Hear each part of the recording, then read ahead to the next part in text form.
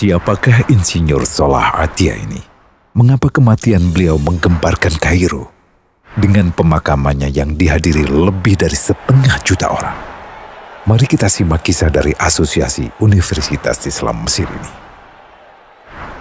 Al-Kisah dari kampung kecil bernama Tafahna al-Ashraf, distrik Mitghamir, Provinsi Dakohliah, Mesir, ada 9 orang sarjana miskin lulusan Fakultas Pertanian. Lalu mereka pun sepakat membuat sebuah peternakan unggas, sembari mencari mitra ke-10. Namun mereka terbentur modal, maka dengan sekuat tenaga mereka kumpulkan dari hasil menjual tanah, perhiasan istri, hingga meminjam. Meski tidak banyak terkumpul, namun mencukupi untuk memulai usahanya.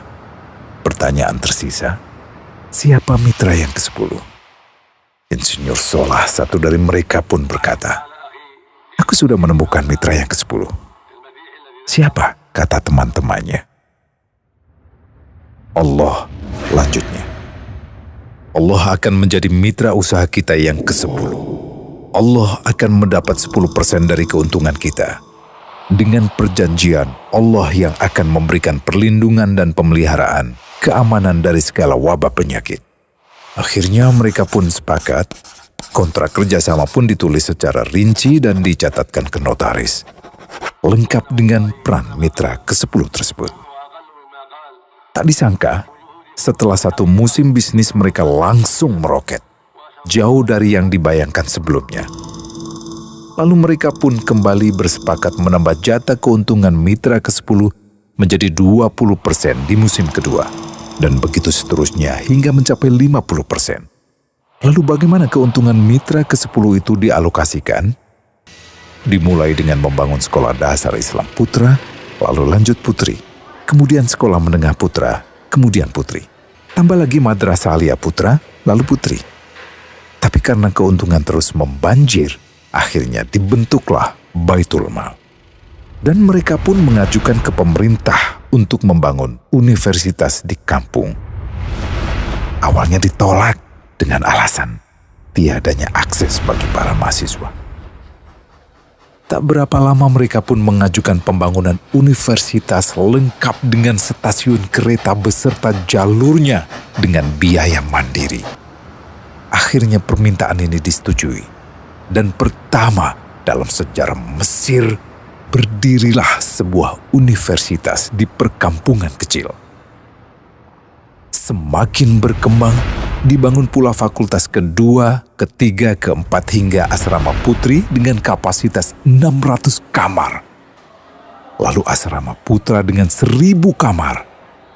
Tiket kereta api pun digratiskan untuk memudahkan transportasi menuju kampung tersebut. Tak cukup hanya itu, dibangun Baitul Mal berikutnya hingga hilang kemiskinan di daerah tersebut. Dan program ini diduplikasi ke kampung-kampung lain hingga bisa dikatakan tak ada kampung yang disinggahi Insinyur Salah kecuali akan dibangun Baitul Mal untuk warga. Bantuan pun diberikan untuk fakir miskin dan para janda. Pemuda pengangguran pun dilatih untuk mengelola perkebunan sayur hingga mandiri, bahkan sampai bisa mengekspor ke negara tetangga. Pada saat panen raya, seluruh penduduk dikirimi paket sayur. Di hari pertama Ramadan diadakan buka puasa bersama untuk seluruh penduduk desa. Mereka memasak dan hadir ke lapangan yang dipenuhi beraneka makanan. Disiapkan juga perabotan untuk gadis-gadis yatim yang ingin menikah. Dan ini semua merupakan sedikit dari banyaknya kebaikan yang dilakukan oleh Insinyur Salah. Hingga pada akhirnya disepakatilah keuntungan perusahaan 100% untuk Allah.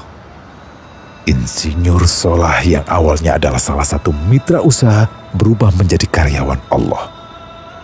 Dia hanya menerima gaji, namun dia memberikan Tuhannya syarat agar membuatnya hanya butuh kepadanya dan hanya meminta kepadanya.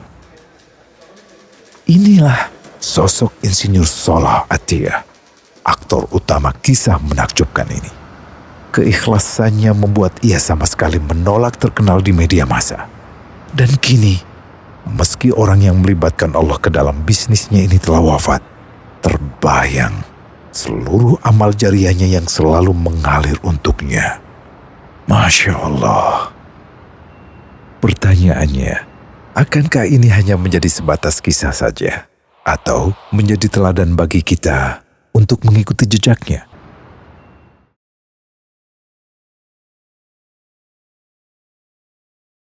Global Wakaf dari Global Islamic Philanthropy.